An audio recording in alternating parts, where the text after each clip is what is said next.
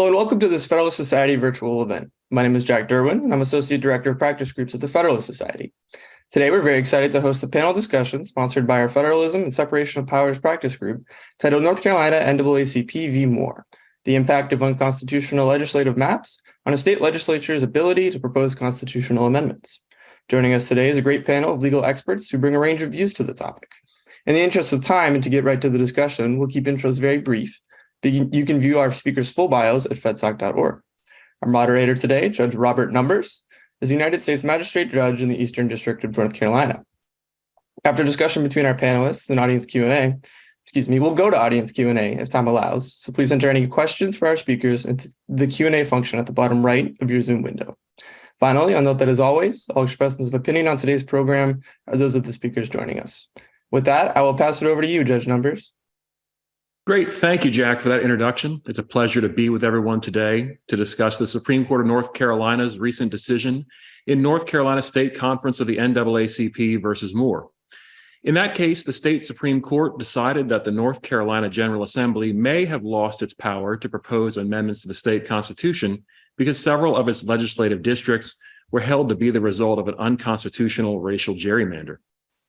Now, for some background, the North Carolina Constitution contains a two-step amendment process. To begin with, 3/5 of the membership of each House of the General Assembly must approve any proposed amendments. If a proposed amendment meets that standard, it's then placed before the voters for ratification. If a majority votes in favor of a proposed amendment, it is then added to the state constitution. In the waning days of its 2018 regular session, the General Assembly passed 6 bills placing various constitutional amendments before the voters. Those bills included a proposed amendment requiring voters to show identification before voting and another capped the state income tax rate. The proposed voter ID amendment passed with 2 votes more than necessary in the House and 3 votes more than necessary in the Senate. The proposed tax cap amendment passed by a similarly narrow margin, receiving just 1 more vote than necessary in the House and only 4 votes more than necessary in the Senate. The voters then approved both the voter ID amendment and the tax cap amendment. As all this was going on, the North Carolina NAACP sued to challenge the amendment's constitutionality. The organization's suit was based on the conclusion by the federal courts in Covington versus North Carolina that the maps used to draw the General Assembly's legislative districts were the result of an unconstitutional gerrymander. The plaintiffs argued that a General Assembly that was the result of an unconstitutional racial gerrymander lacked the authority to place constitutional amendments on the ballot for public ratification. The trial court agreed with the plaintiffs, holding that, quote, an illegally constituted General Assembly does not represent the people of North Carolina and is therefore not empowered to pass legislation that would amend the state's constitution, close quote. It declared the voter ID and tax cap amendments void ab initio. And after a divided panel of the North Carolina Court of Appeals reversed the trial court, the case eventually ended up before the state Supreme Court. A 4-justice majority began its analysis by discussing principles of popular sovereignty and democratic state rule, self-rule that informed its decision. It noted that under the North Carolina Constitution, quote, individuals can only exercise the sovereign power that the people have transmitted to the legislature if they validly hold legislative office, close quote.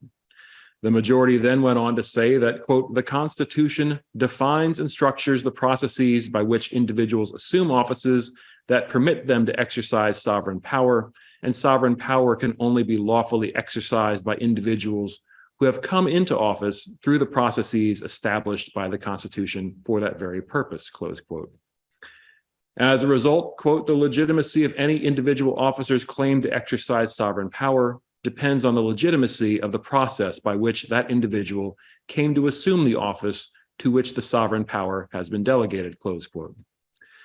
The Supreme Court then went on to consider whether the legislators who passed the bills submitting the 2 amendments to the voters could validly exercise the authority conferred on the legislature by the people to propose constitutional amendments for public ratification. But before reaching that question, the Supreme Court considered whether the fact that the people had ratified the amendments rendered moot any concerns over the process that led to the amendments being placed on the ballot. it concluded that the ratification did not, because the state constitution requires actions by both the General Assembly and the people before an amendment can be adopted.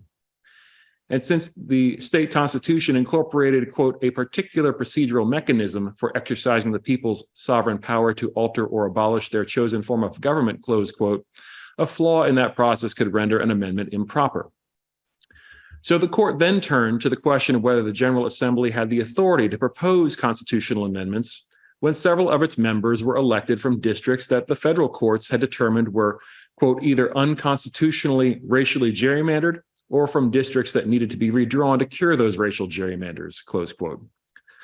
This involved consideration of whether the members of the General Assembly were considered de jure officers, those who lawfully held their offices and could legitimately exercise the office's power as a matter of right, de facto officers, those who are in office and can exercise the power of the office, but are later determined to have been ineligible to hold the office, or whether they were usurpers, those improperly in office and thus lacking the authority to exercise the power of that office.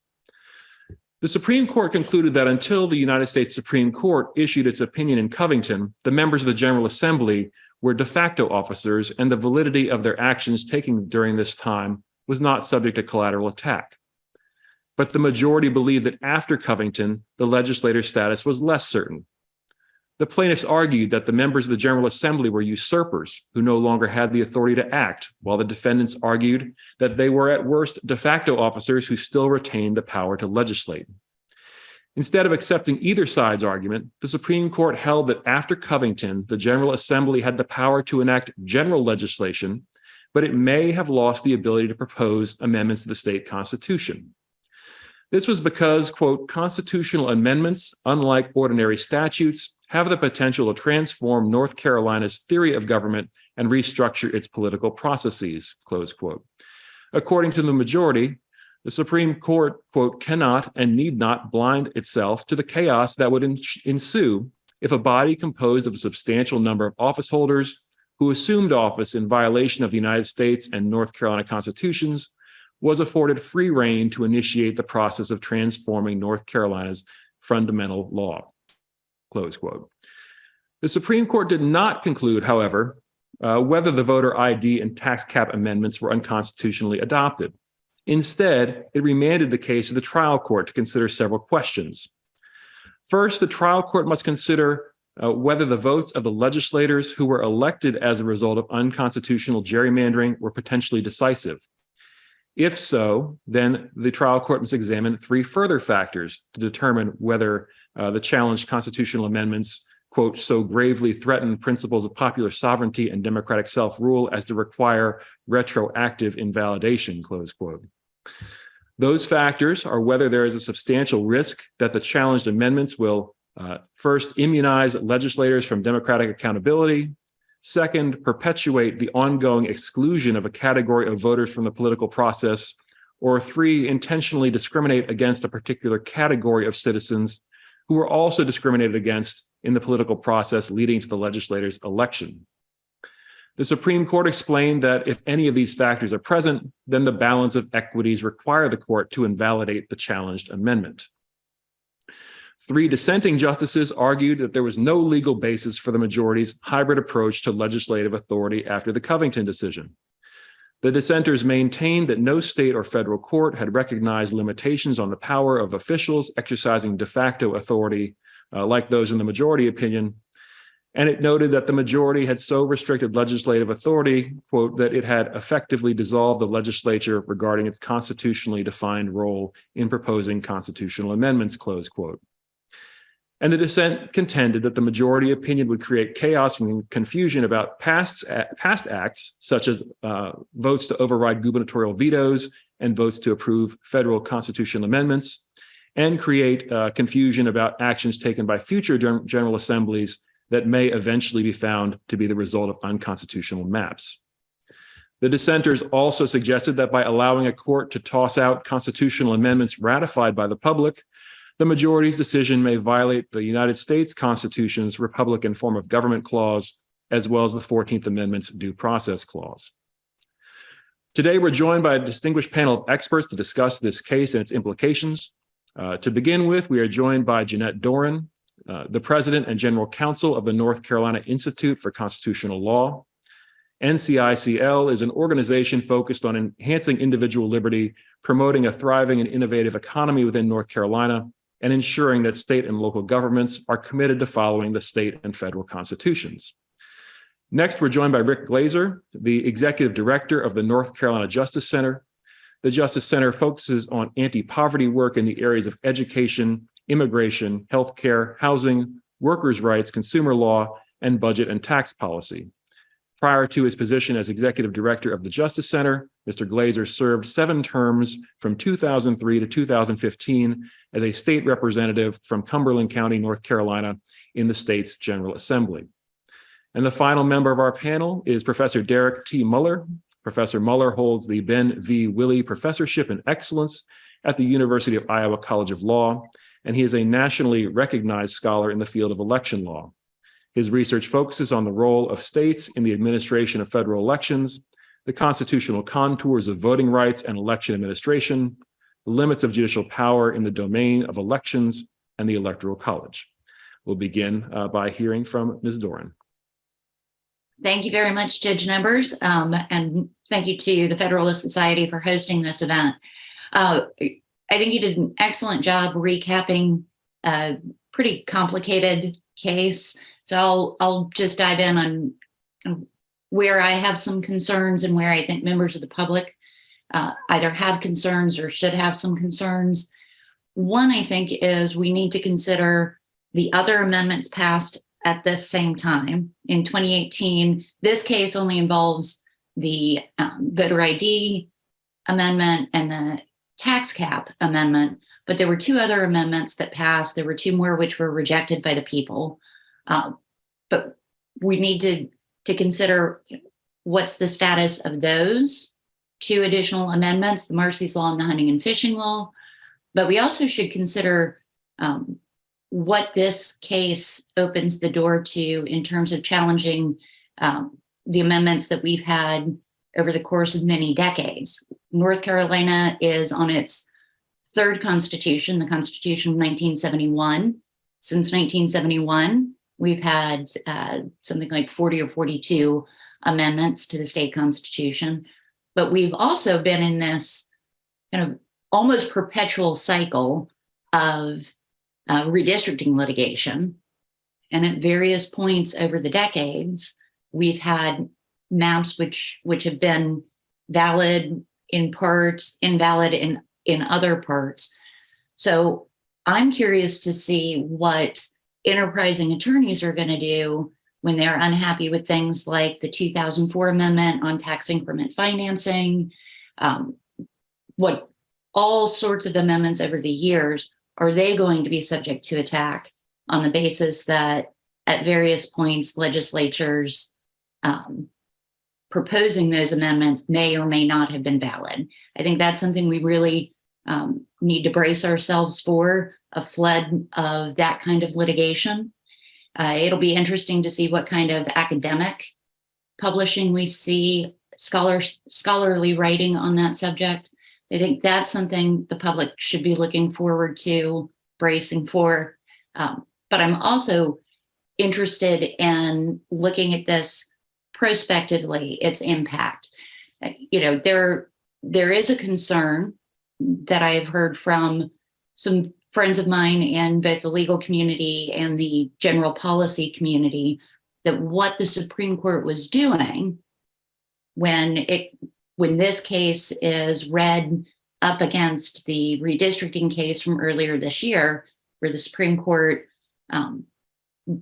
really thrust itself exceptionally actively into redistricting, is what the state Supreme Court doing is setting up itself to be a supreme decider, not only of what the Constitution is, but what it ought to be, by saying, all right, we get to decide whether the legislature is valid in the first place. And then after that, we get to decide what its actions, which of its actions were or were not valid.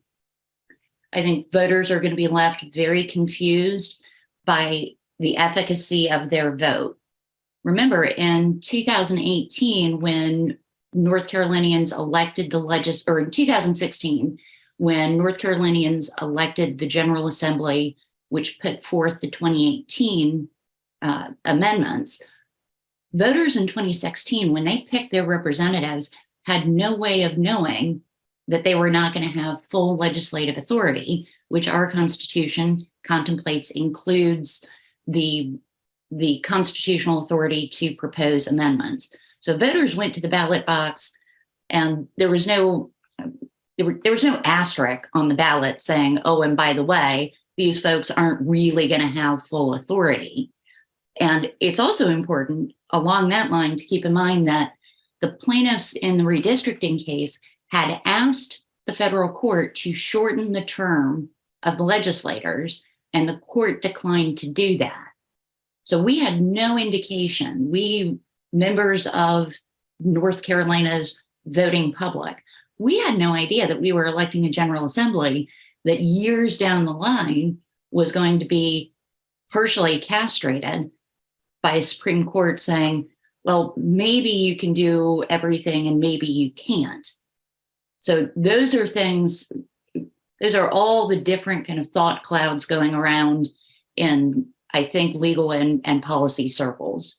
So with that, I will turn it over to my co-panelists.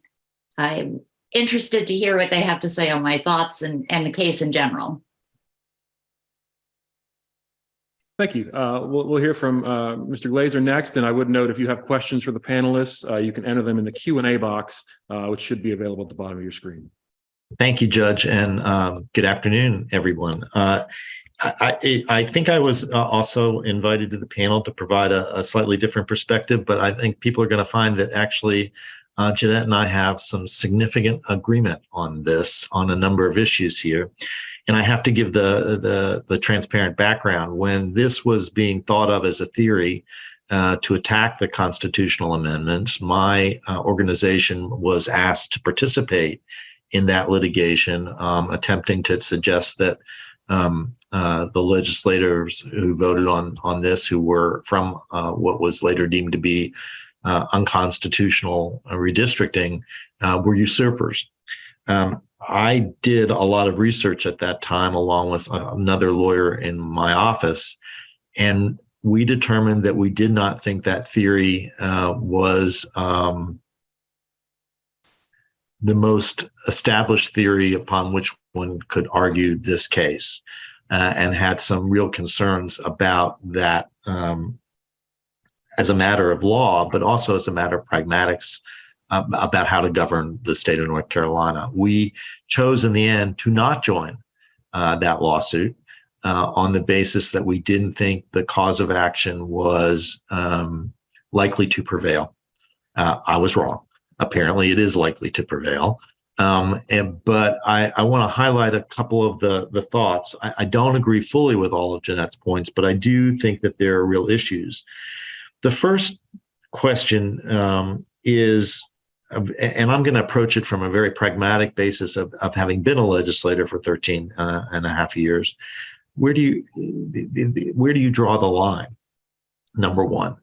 And the argument has to be, as the court made, that there's a difference between constitutional amendments that could restructure the essence of government and pragmatic decisions day to day on public and local laws. I think one could make that argument, as the court did, but I think it is a very slippery slope. And in that regard, my thoughts turn to budget. Government's chief role is formulating a budget. It is what sets out the policy and the framework for the government of the state for the next 2 years, every biennium. I think it is a little harder to argue that you can do 25 to $30 billion budget enactment, but you cannot do a constitutional amendment capping a revenue source for that budget. And so I think it is hard for me to articulate the fundamental basis that the most essential, quintessential act of the government in formulating the budget is okay, but the constitutional amendment may not be. And that leads to Jeanette's question of, and what's the hierarchy of constitutional amendments? We've got the voter ID amendment and the tax cap amendment challenged, but Marcy's Law and the hunting fishing issue not. No one can claim what plaintiffs are going to argue, but it seems to me an amendment's an amendment is an amendment, and so how you handle that is really important. But I think there's a real pragmatic issue involved. I think there's a secondary issue, which I think will actually could resolve this case and many cases that might be brought as a result of it. Jeanette talked about, I think, 42 constitutional amendments over the time that she was referring to post the most recent Constitution. The vast amount of constitutional amendments that were proposed during that period of time and passed and sent on to voters were not deeply partisan splits. There wasn't, for a lack of time, a long period of time, a big partisan split in the legislature in the 70s and 80s for there to be a deep partisan split. They were generally sent on with large votes, getting to the court's first question of, did some of the unconstitutionally elected legislators, are their votes dispositive in sending this measure on to the public? Well, in this case, I think there's an argument they were, just as a matter of the deep partisan divide on the issues that went to the ballot. But on most of the prior constitutional amendments, very little division, with exceptions, but very little division. So you wouldn't get past the triggering question on attacking prior constitutional amendments for the most part. Secondly, I think the court has set up and tried to say, in some ways, a deterrence from ever seeing this happen again, that if you have district challenges and you are a deeply partisanly divided legislature, don't be passing constitutional amendments under those circumstances where you're going to use 1 or 2 or 3 vote margins to enable that to happen. But they've given an out to the trial court in the 3 questions that were asked. And particularly, I think it's hard to argue. I think the trial court has the ability, based on the facts of this case and fundamentally the voter approval of those amendments that followed, to find an off-ramp to this particular challenge. Whether I'm right and whether I think is an open question. But I think the court was more than dealing with the current amendments, was setting out a standard for this not to happen again. And I think that if one looks at it from that perspective, it's different than saying the court's just restructuring and impeding sovereignty and affecting voters' approval.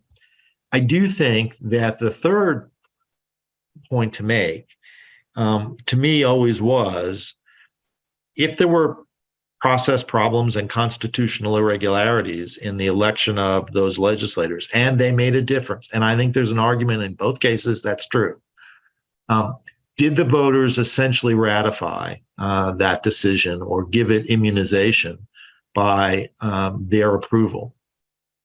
And here, frankly, I simply disagree with the court majority and agree with the court's dissent.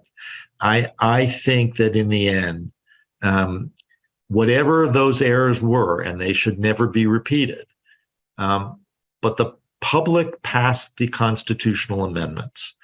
And I think that there is more damage done to the system and to public confidence and integrity in the system if we seek to undo what were highly publicized and full voting capacity of the public to adopt those amendments. And it's there where I sort of part company. I don't think that I'm worried that the court did something outrageous. I think there's reasonable views for exactly what they did and why they did it. I view it as more a futuristic decision than exactly and fully impacting the current one because of the off-ramp they've given the trial court. But I will say that, Jeanette, your point about the court, there's concern in the community, in parts of the community, that the court is restructuring government and on its own, and vacating public reliance on decisions long made. I would make the same argument that that's exactly what Dobbs did at the U.S. Supreme Court level in a different way. And so I disagreed with Dobbs and what it portended and its harsh diminution of stare decisis. I disagree with this court's decision, not quite as harshly, but I think there's an argument in both cases to be made that public confidence, public integrity in the process sort of is paramount. If you look at this, at their vote, rendered effectively harmless error to the constitutional violation that may have underlined the General Assembly's view. And Judge, I think I've sort of pontificated sufficiently and show that I'm sort of halfway with Jeanette and a little disagreement, but I'd love to hear what Professor Muller has to say and then open it up for discussion on what is truly, in all circles, I must say, a deeply controversial decision. Thank you. Professor? Sure. I did not have a Dobbs reference on my bingo card for today. It's a good thing about the effect of decisions. Usually as I think about state court decisions, there's a lot of controversy or struggle about really divisive ones. And, I try to sometimes have some hesitation before I'm too critical of decisions. But this is a decision, really have to say, strikes me as bananas, if I can use that word right now to open with that. It's very hard. The opinion itself, let me just start with this very briefly. It's a hard opinion to read because there are just a number of turns of phrases where it seems like the court is acknowledging that there are weaknesses in its position up front. The very first sentence of the opinion says this is a completely unprecedented circumstance. Are there unprecedented circumstances that are partially, precedented, or how does that fit? This case is so unique, the court goes on. Well, unique means one of a kind. It's hard to know what so unique is, except to say something more than that, right? And the court seems straining throughout the opinion, openly acknowledging repeatedly, this is a novel case. And in fact, sort of then tacitly acknowledging this is a novel construction of law and a novel development of law placed atop this. And again, the slippery thing about it is, as the dissent points out, it really strikes at the Republican form of government clause, something that the United States Supreme Court has long said is non-justiciable, something that Congress, I think, really ought to be considering evaluating, frankly, to the extent that Congress has the power to review what is or is not a Republican form of government, and whether or not the House of Representatives in 2023 chooses to do so is, in my judgment, entirely legitimate inquiry to the extent that the Republican form of government clause means anything. The notion that there is this power that the legislatures have and the acknowledgement that they are de facto officers. We use de facto and de jure sort of as flip sides of the same coin, but sort of acknowledging that there's, again, a formal difference between them, right? There's a legal or there's a non-legal, but they hold that power. To develop an exception in this case, and again, as the dissent points out, as far as I can tell, as far as the scholars I've talked to, unprecedented in American history, to say that de facto officers hold less than the full legislative power is a remarkable proposition. It's a remarkable proposition to construe the state constitution as empowering the state Supreme Court to constrain the state legislature that way. There are a number of ways in which the court tries to minimize these things. For instance, that they made a vote very late in the session. The lateness to me seems immaterial to whether or not you have the power, whether they vote in December or November or October, the power seems the same to me. Whether or not they sort of were acting by a slim margin or a larger margin, well, the Constitution gives you the margin. The Constitution establishes the threshold for that power. Whether it's one vote or unanimous, it's a power that you have pursuant to the state constitution. So there are a number of sort of slippery devices to suggest that these circumstances are the ones. And I think, Rick, you're right that these caveats make it less likely that it could spin out maybe to some of the things that Jeanette was talking about. Although, again, who knows in the future, to the extent that this is lying there now as a precedent that might be used. But again, it strikes me as very strange, the sort of number of caveats. And I look at the opinion, and one way of saying, well, this is very narrow, right? Because we're not going to say that the legislature lacked any power, that we're going to throw out any bill that they enacted, right? So you could say on the one hand, well, that's narrow, but on the other hand, that's just kind of common sense. There's almost no realistic way for the court to step in and throw out the decisions over months and months of the legislative sovereign power.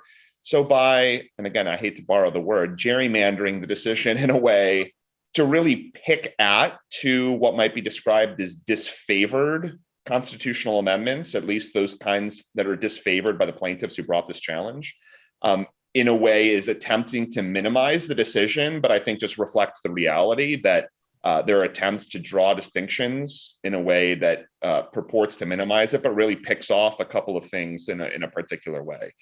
It's not clear to me, while the court talks about these sorts of decisions about the political power of the people, and saying that this political power, that the voter ID law and the tax law somehow implement this power in this particular case. It's not clear to me that this is about how the legislature channels the people's power, right? I mean, it's a tax amendment bill and it's a voter ID bill. This is not describing sort of how many legislators there are, the quorum to do business, or these things that you might describe as sort of essential legislative functions.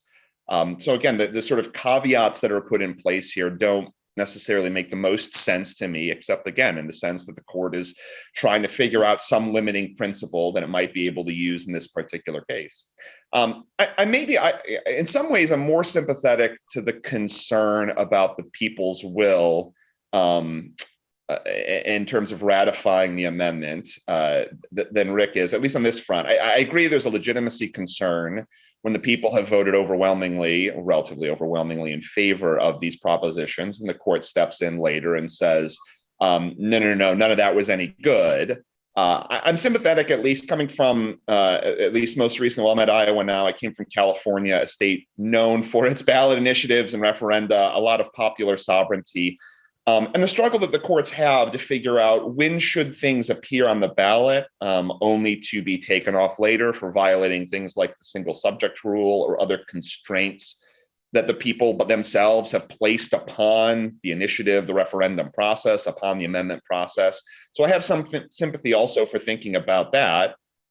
But again, there's also this risk of a decision that was rendered 2 years after the people have voted, after sort of there's a lot of water under the bridge, and then sort of inviting the second guessing about what the legislature did in the first place. Again, I think the timing is a different sort of question about undoing the decisions well after the fact. And then finally, I'll sort of raise this, and then we can talk maybe, I'm interested to hear from the panelists also about where this case has gone since. When we think about these cases, whether it's racial gerrymandering or others, this has happened before in the United States, a lot of different places and a lot of different times. And I don't feel like the court had kind of adequately addressed that. Baker versus Carr in 1962 opened the door for the federal courts to get involved in one person, one vote cases. And by the time you get to Reynolds versus Sims, they're asserting by the Supreme Court that entire chambers of the bulk of state legislatures around the country were unconstitutionally constructed. Nobody is sitting there thinking that the decisions of those chambers were unlawful. Now, I understand there's another distinction made. Well, it's about whether before the legislature is made aware it's acting illegally versus after it's being made aware that it's acting illegally, right? Again, sort of these nuanced justifications to indicate when the power attaches or departs. But even there, to the extent that there was a finding of a lack of legislative, constitution, these legislators still got to act. They still got to legislate as they would. And that's the entire point of having the de facto officer doctrine. No one showed up and did the very hard work of filing a writ quo warranto to say that these legislators were in the wrong districts. In fact, many of them were not the result of racial gerrymanders. The majority of the legislature is not, although many seats are touched when you start drawing districts that have to move boundaries and move them around. They'll affect those whose were racially gerrymandered and those who are entirely innocent. And really, in a sense, depriving the people of the weight of their vote to be able to elect the preferred candidates of their choice to then legislate on the topics that they were empowered to do. So there's a lot of sort of peeling back of the risks to what we think of as democratic self-governance when we show up well after the fact to strip the legislature of power that the voters at the time had no idea was lacking, and who later then voted to ratify the decisions of that very legislature and in a popular form of government. So I think, we can maybe talk about the politics too of a new state Supreme Court election changing the makeup and whether or not this case is sort of left in the dustbin of history or whether it's going to be promptly overturned, whether or not the district court's findings are going to change how the process works, whether or not there's going to be some sort of rush in the next 4 or 6 weeks to issue a decision before the term ends on some of these issues. I don't know. But it does strike me as sui generis is one way of putting it, to say it is not a model I think we will see in many other places. And I don't think it's a model that will be widely extended in North Carolina, except to the extent that it invites future litigation and further questioning of the processes in North Carolina. Great. Well, thanks. Well, Professor Muller touched on this during his comments, and a number of our questions touch on this as well. From the panel's viewpoint, what does the future hold for this case, both in the short term as the case makes its way back down from the state Supreme Court to the trial court, and then the trial court needs to do the analysis required by the Supreme Court's opinion, and then the case will, if passed as prologue, make its way back up the appellate court ladder to be dealt with by a Supreme Court that will have a different composition than it did when this case was addressed a few months ago. So do any panelists have thought on those issues? Well, my thought is on this case and many others that we have a changing composition, but under the still naive view that what political party you come from should not be affecting the independence of your judicial determinations and thought. I want to credit full capacity to Justices-elect Dietz and Allen for where they may end up on these issues or any other issue, whether it's Leandro or all the other cases that are percolating that were 4-3 splits or 3-3 decisions in the most recent year. But having said that, my pragmatic side would say that we won't be talking about this case much after next year. I would certainly agree with that assessment. I think this time next year, this will be a question for a CLE bingo game, trivia game kind of thing, because it's kind of a freak decision. It was a bizarre set of circumstances that brought it up. And I think because of the changing composition of the Supreme Court, we're likely to see a very different result when it goes back to the Supreme Court. Were that not the case, I think this would be the sort of thing that could have really profound, long-lasting, multi-generational impact. But because I think it is most likely that Dietz and Allen, when they take their position on the court and when the case makes its inevitable return to the Supreme Court, I think it's most likely that we're going to see a very different decision. I think when it goes back, we should anticipate that whoever writes the majority opinion, assuming that they do in fact reverse this decision, I think they will, I think that altering justice will highlight and even exploit some of the strained language and reasoning that Professor Muller was just speaking of in his remarks. Some of these odd phrases where it seemed like the court was really stretching too hard. And on that note, I think some of the language that we see in some of the efforts to minimize the seeming breadth of the decision, I think that was not a legal decision. I think that was a political decision. Again, this was the decision that came out in August. They knew that one member of the majority was up for re-election. He, as we all know now, was not reelected, but I think some of what they were trying to do and saying, this is so unique, this is so unprecedented, is to try to give that justice a little insulation from the prospect that those who were running for court and for various commentators and special interest groups to say, look, this is what happens when we have an activist majority. I think ultimately that was unsuccessful, but I do think that's part of why some of the language in the opinion is so strained. And I think next time it's up at the Supreme Court, whoever writes that opinion is, I think, absolutely going to zoom in on some of those oddities in this particular opinion. One follow-up to Jeanette's point, if I may, Judge. You started your comment just now with saying this is the product of a bizarre set of circumstances. Well, that's sort of how the court started its opinion. And it is a unique set of circumstances. So we're all sort of in agreement. It was, however we define unique, bizarre, an unusual set of circumstances. And I don't think the court was wrong to say that. Procedurally bizarre. I mean, once the case started in court, that's where I think the bizarro world began. I don't think the bizarro world happened until this case was filed, and we saw this throwing out in disregard for the will of the people. And that's the part that to me is bizarre. Well, I think there was a unique set of circumstances that led to the case even being filed. I will say that those circumstances were ones that other states over the course of years looked at and did not find or agree with the same result in how they proceeded in those cases in other states. But I will also say that some of the language that we're talking about where the court was trying to cabin or confine their opinion and the breadth of the opinion to what they perceived to be a very unique set of circumstances is how courts always do that when there are constitutional theories or tensions.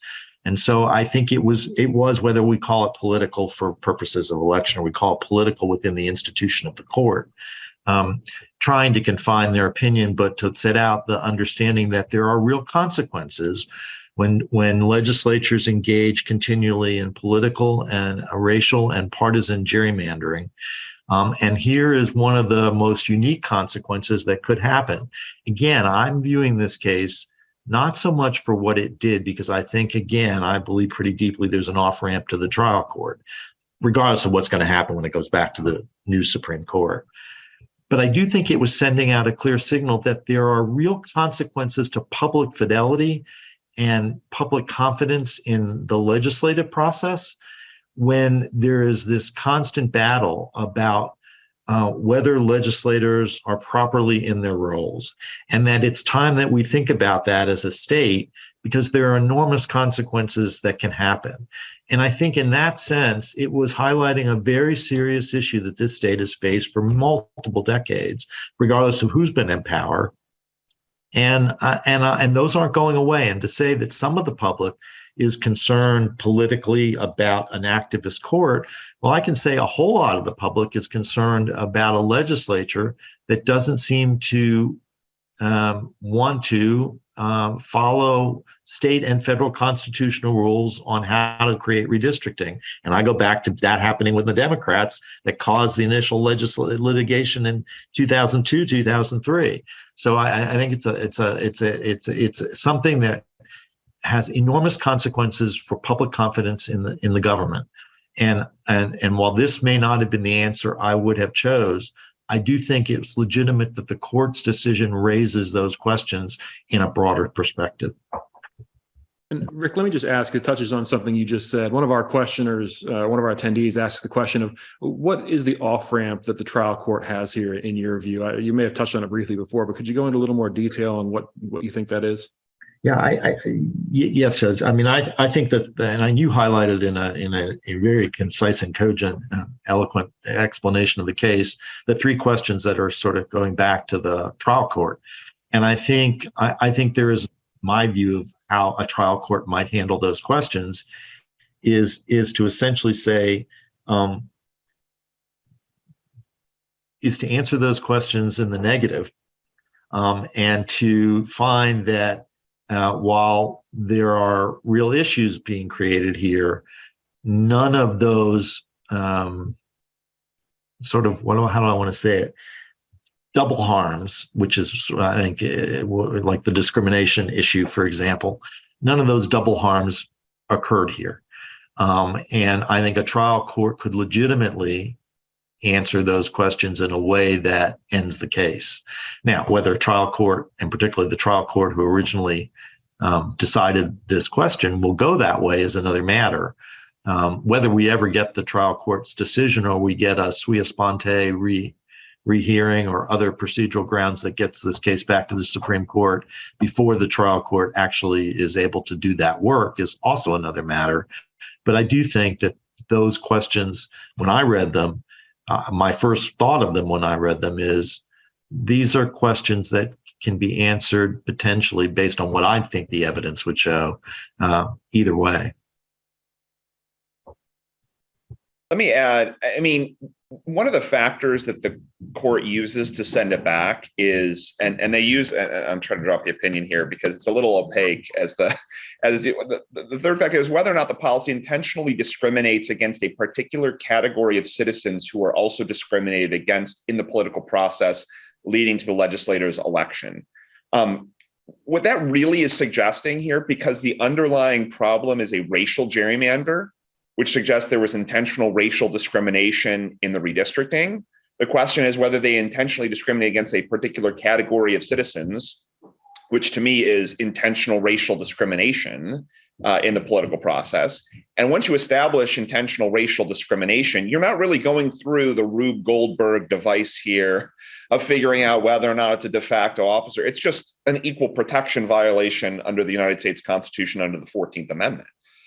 So that's a different problem if you're sort of picking on an intentional racial discrimination straightforward under the 14th Amendment. So again, there could potentially be off-ramps, and I'll be interested to see how the district court does them.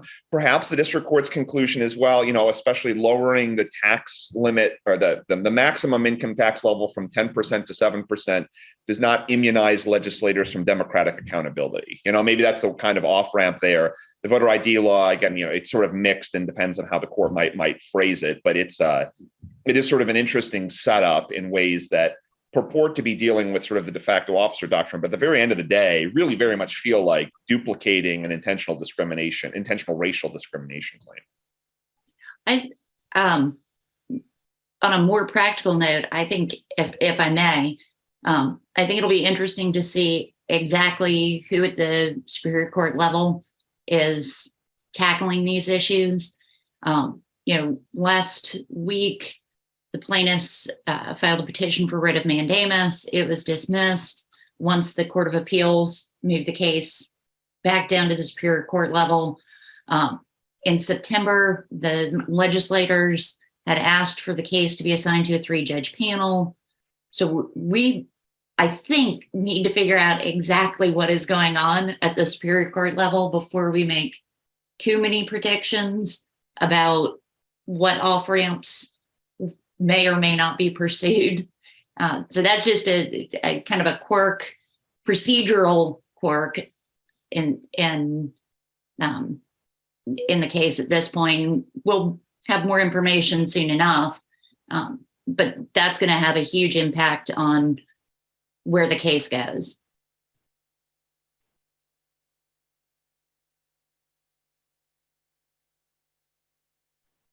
Right. Any other thoughts from our panelists today?